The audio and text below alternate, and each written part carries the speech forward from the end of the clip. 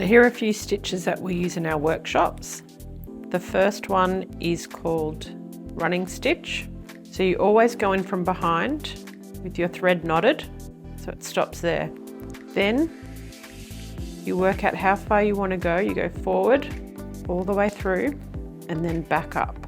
Go forward again. The key to all of this is to try and keep it consistent. So however far you choose, try and keep that consistency. So then forward, so it looks like the lines in the middle of the road.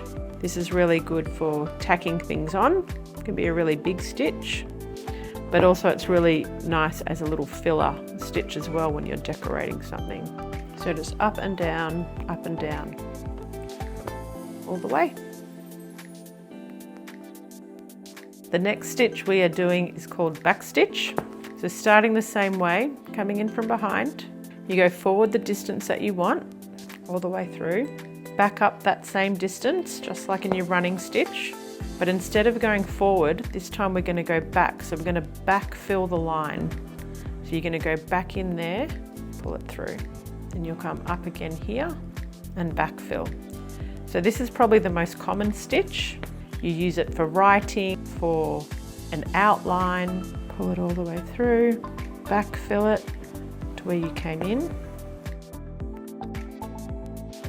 Okay, now we're going to come back in right next to it, where we came out, and make the distance of our chain, our stitch. So I've gone down and up. I make sure that the thread is behind my needle, and I gently pull it through, and you can see I've created this loop.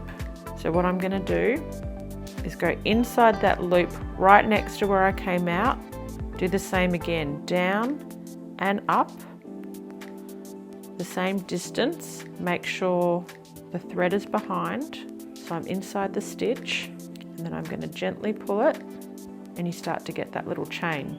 So down, right next to where I came out, inside the loop.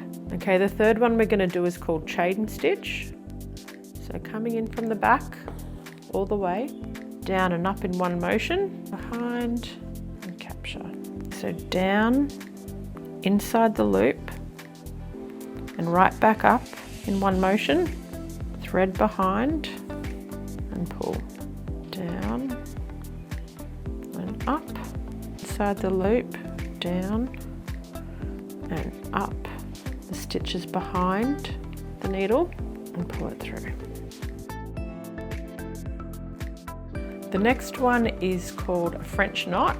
It's super cute, but requires intermediate, but we can do it.